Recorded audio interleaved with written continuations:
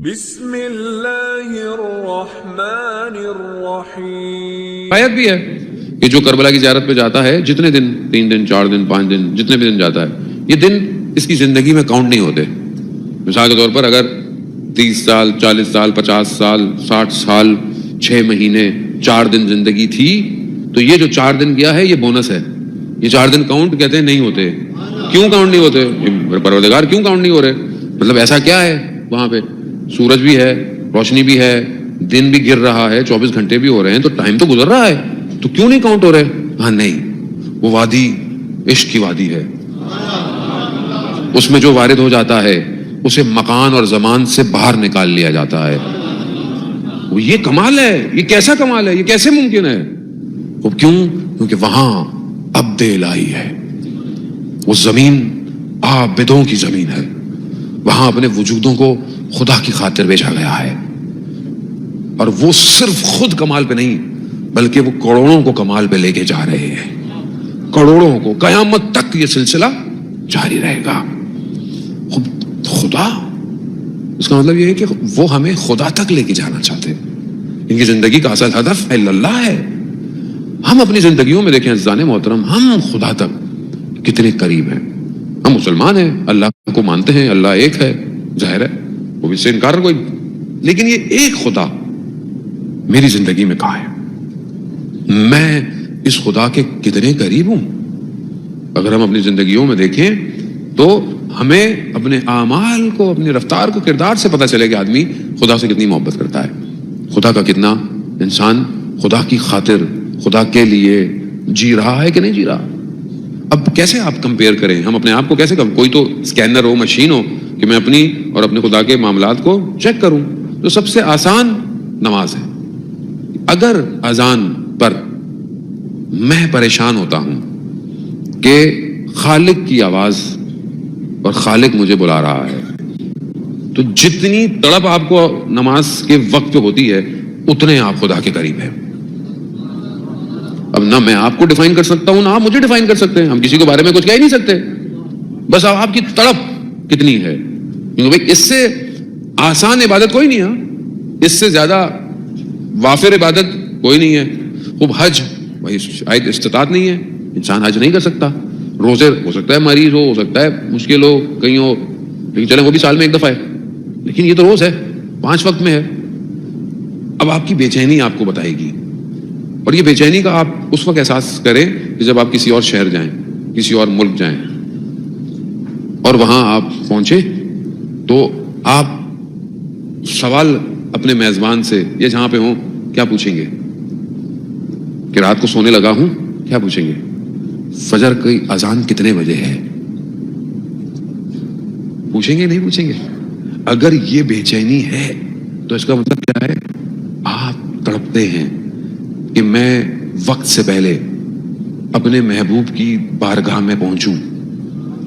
یہیں سے تو پتہ چلے گا، اور کیسے پتہ چلے گا؟ اور آپ کیسے ڈیفائن کریں گے کہ میں پروردگار تجھ سے محبت کرتا ہوں؟ اور محبت کہاں دکھائیں گے؟ یہ تو شو تو کرنی ہے نا۔ اب آپ کسی سے کہیں میں آپ سے بہت محبت کرتا ہوں، میں آپ سے اطاعت کرتا ہوں، ماں باپ سے میں آپ سے بہت پیار کرتا ہوں، احترام کرتا ہوں، وہ کہیں گے بیٹا میری بات تو سنتے نہیں ہو، احترام کیسا؟ میری بات تو سنتے نہیں ہو، پھر احترام کیسا؟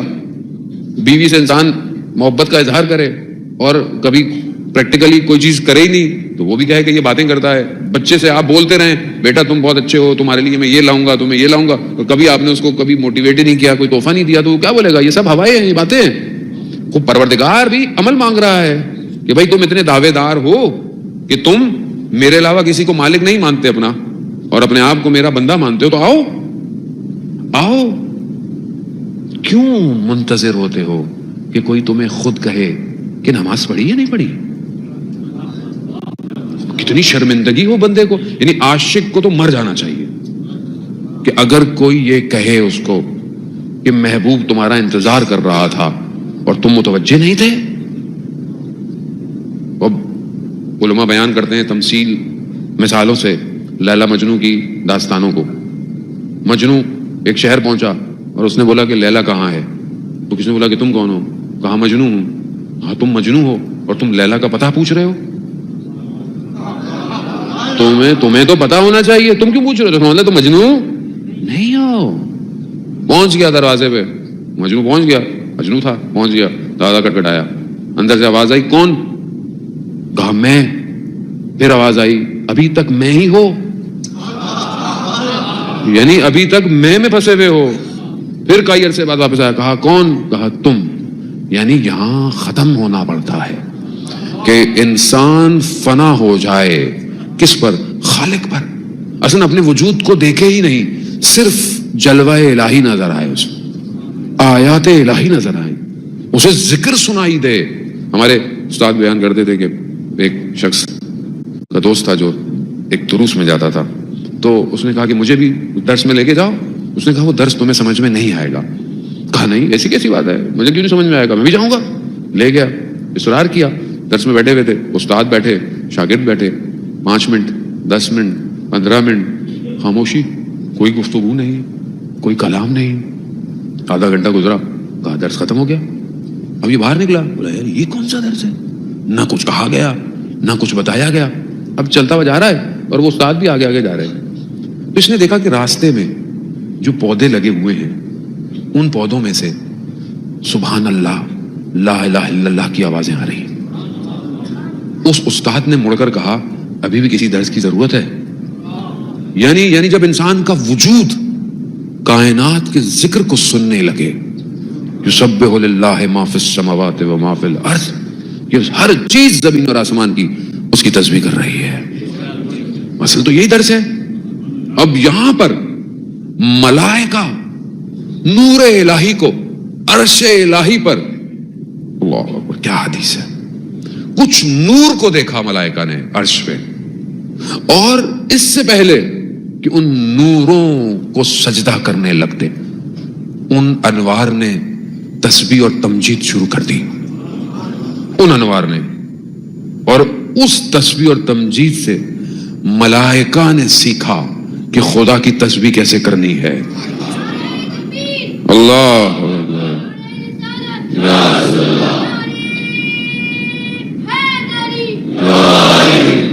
یعنی ان انوار نے ملائکہ کو سکھایا کہ تسبیح کیسے کرنی ہے، ذکر کیسے کرنا ہے.